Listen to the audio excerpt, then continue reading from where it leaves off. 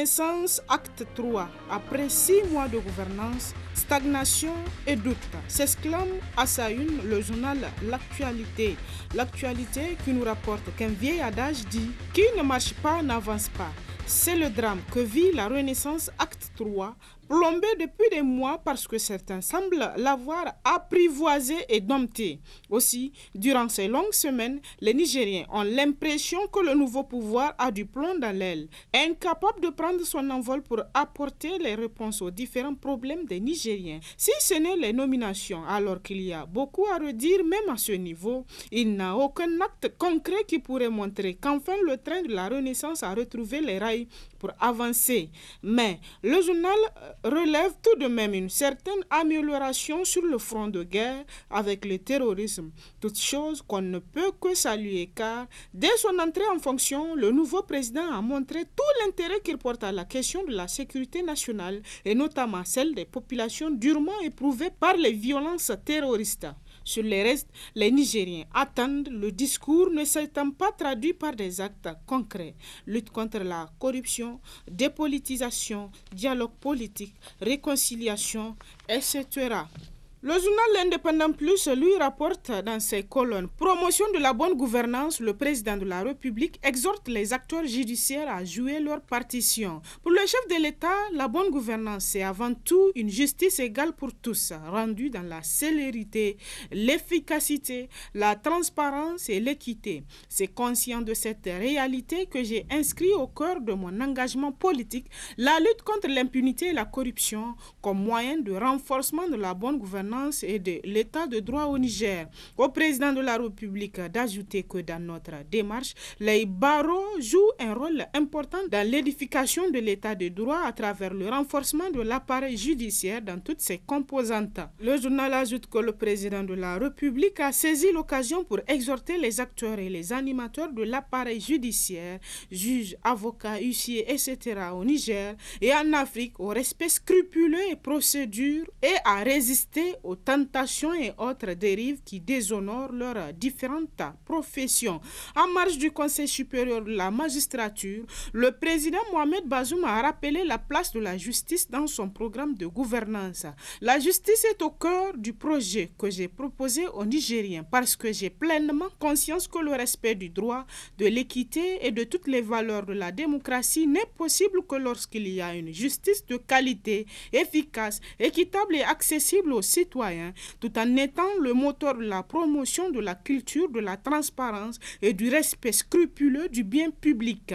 Cet appel, le journal estime que le président de la République l'a réitéré à plusieurs occasions aux acteurs de la justice. C'est pourquoi, lors de ma récente rencontre avec les avocats, je leur ai indiqué toute l'importance que j'accorde à leur activité pour combattre la corruption, l'impunité et le déni de justice afin de contribuer au renforcement de l'état de droit. Lors de son discours d'investiture, le journal rappelle que le président Mohamed Bazoum a invité les Nigériens, chacun en ce qui le concerne, à jouer sa partition.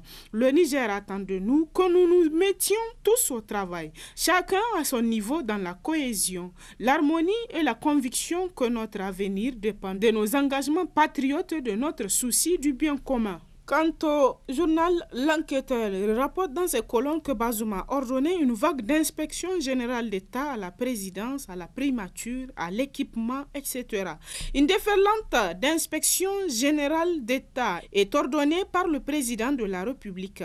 Bazoum Mohamed veut voir clair selon le journal dans la gestion de plusieurs ministères et pas des moindres. Le chef de l'État est-il monté sur son cheval de bataille contre la corruption, s'interroge le journal, pour qui de toute évidence l'affaire Ibou Karadje n'est qu'une entrée en matière pour le président de la République quant à sa volonté de tordre le cou aux pratiques corruptives durant son quinquennat. Bazoum Mohamed a visiblement un gros appétit de transparence dans la gestion des deniers publics.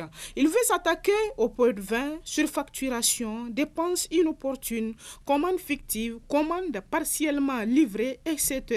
C'est art qu'il a énuméré dans son discours d'investiture du 2 avril 2021. Le chef de l'État veut donner vie à l'un de ses engagements phares. La meilleure façon de lutter contre la corruption est de sévir contre ceux qui s'en rendent coupables. Le 20 septembre 2021, le journal le rappelle que Bazoum Mohamed a présidé une réunion élargie au Premier ministre, à plusieurs membres du gouvernement et des présidents d'institutions. La gouvernance économique et la lutte contre la corruption ont été au cœur de cette rencontre dont aucune conclusion n'a fuité. Quelques semaines plus tard, le chef de l'État a ordonné une vague d'inspection générale d'État couvrant la présidence de la République et plusieurs ministères dont la primature. Autant dire qu'un tsunami est en gestation. C'est du jamais vu pour ainsi dire. La décennie écoulée a été marquée par des scandales politico-financiers sans précédent dans l'histoire de notre pays. Malheureusement, le journal retient que l'impunité est restée la règle. Puis en politique, le Courrier rapporte à sa une que le PNDS est au bord de l'éclatement. Le climat est plus que tendu entre le clan du président Mohamed Bazoum et celui dit de l'ancien président qui tirerait des ficelles au sein du PNDS Tareya.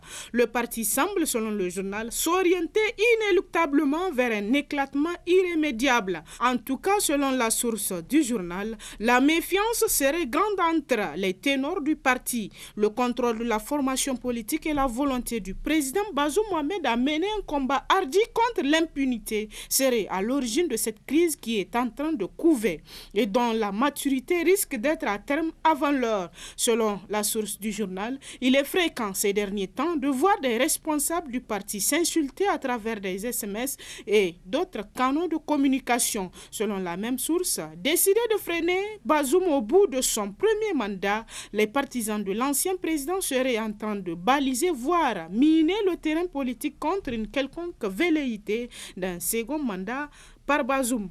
À cet effet, le journal écrit plus loin dans ses colonnes qu'ils auraient déjà commencé à prendre langue avec certains responsables régionaux pour empêcher une mainmise de Bazoum Mohamed sur le PNDS.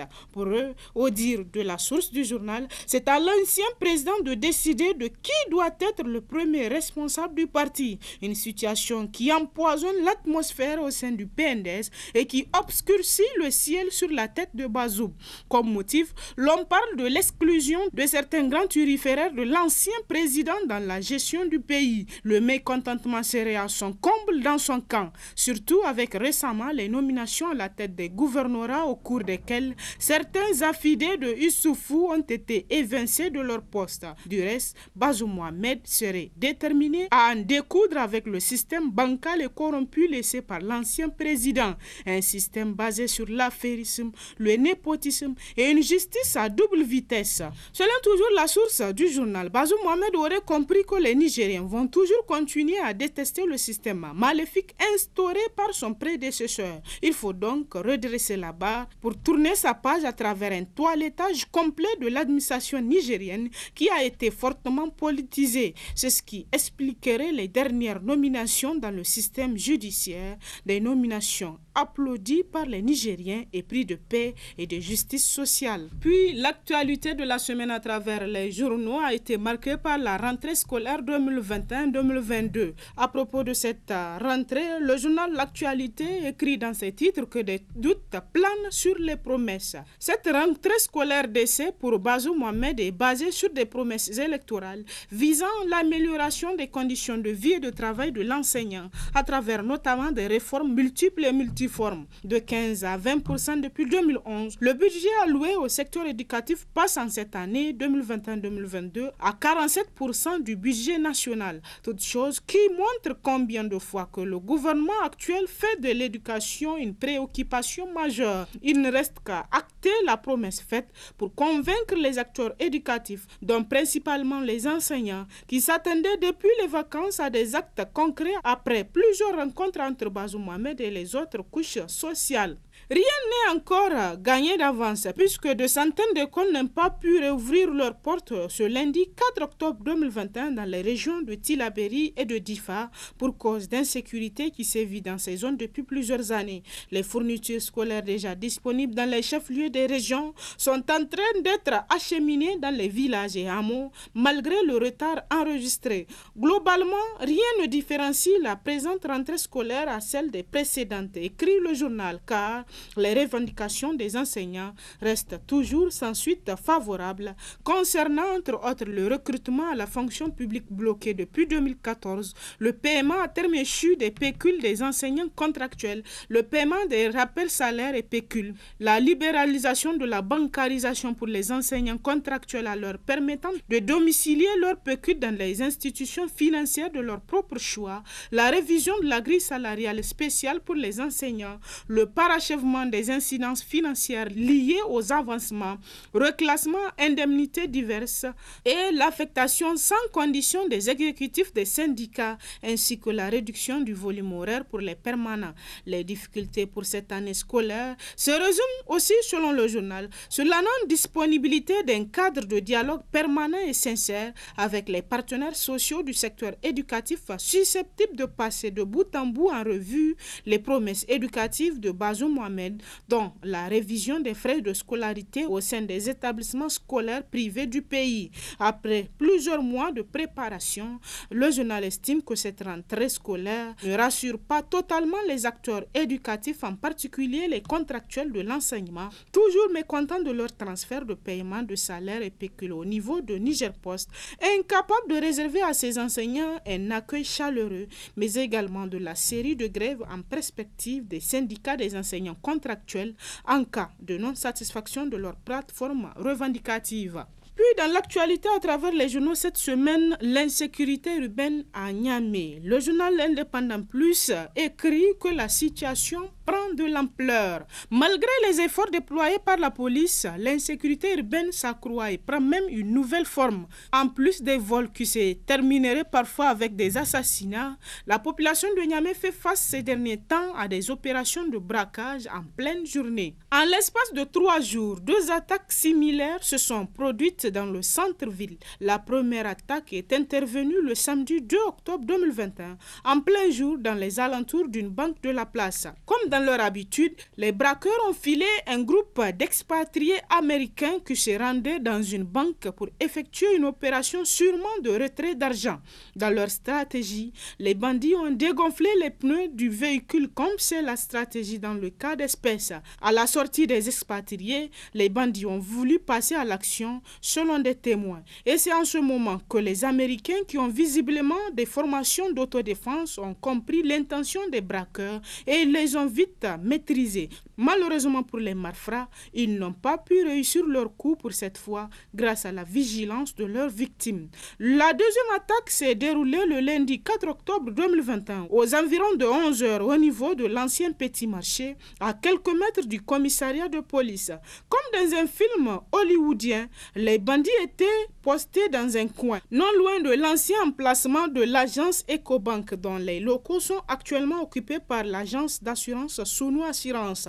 Selon des témoins sur place, au moment juste de l'arrivée de la voiture de marque Toyota Minibus, communément appelée 19 places, les braqueurs qui ont visiblement tendu une embuscade ont fait irruption sur leur cible en tirant sur les pneus pour certainement immobiliser le véhicule. C'est en ce moment que le deuxième braqueur s'est mis à tirer sur le côté de la porte du véhicule en blessant un des occupants de la voiture. En quelques fractions de secondes, les braqueurs ont mis la main sur le butin, une somme qui s'élèverait à la bagatelle somme d'environ un demi-milliard de francs CFA, selon des sources non officielles qui ne sont pas dignes de foi. Après avoir emporté la somme, les assaillants qui étaient dans un véhicule ont pris la direction du rond-point justice. Malgré la densité de la circulation, ils ont pu s'offrir un chemin en faisant des tirs de sommation. Contrairement à certaines informations qui ont circulé dans l'après-midi de la même journée du lundi 4 octobre 2021, le journal nous apprend que les braqueurs sont toujours en fuite et une enquête est sûrement ouverte pour élucider les conditions dans lesquelles cette attaque est intervenue en plein centre-ville de Niamey. À propos toujours de cette attaque, le Nouveau Républicain écrit dans sa parution Établissement Oudou Younoussa, une source d'insécurité publique permanente.